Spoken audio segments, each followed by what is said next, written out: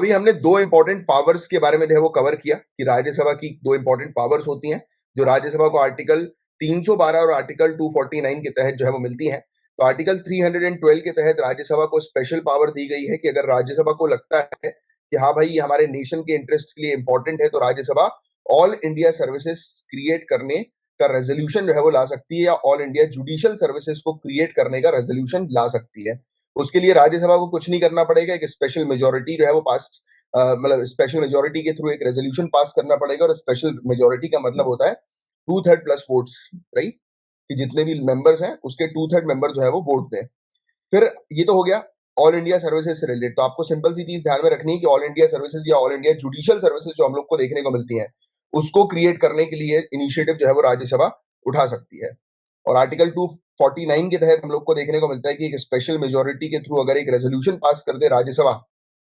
Again same वही special majority के through एक रेजोल्यूशन पास कर दे, तो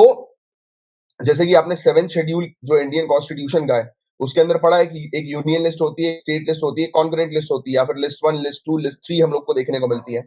तो यूनियन लिस्ट में जो सब्जेक्ट्स है उस पर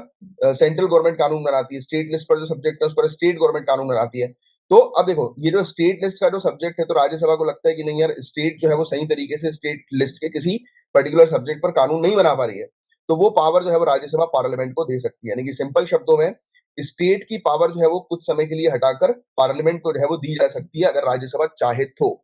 क्योंकि राज्यसभा आप जानते हैं ये क्या है, काउंसिल ऑफ स्टेट्स है, स्टेट से ही मेंबर जो है वो चुनकर राज्यसभा में जो है वो लाए जाते हैं। तो राज्यसभा जो है वो स्टेट के लिए, स्टेट लिस्ट के लिए जो है वो खुद से डिसीजन ले सकती है। बट पॉइंट बी नोटेड, ये जो डिसीजन होता है इनका कि स्टेट लिस्ट में मॉनिटर सब्जेक्ट उस पर पार्लियामेंट कानून बनाएगी, ये सिर्फ 1 साल के लिए ही वैलिड रहता है, ये हमेशा के लिए नहीं होगा, राइट। क्योंकि स्टेट के अपने खुद के ज्यूरिसडिक्शन है, अपना खुद का कॉन्स्टिट्यूशन के तहत क्षेत्राधिकार दिया हुआ है, अपने खुद के कानून बनाने की पावर जो है वो दी गई है। तो उसको जो है वो सिर्फ आप 1 साल के लिए जो है वो चेंज कर सकते हो और राज्यसभा जो है वो उसमें ये काम कर सकती है।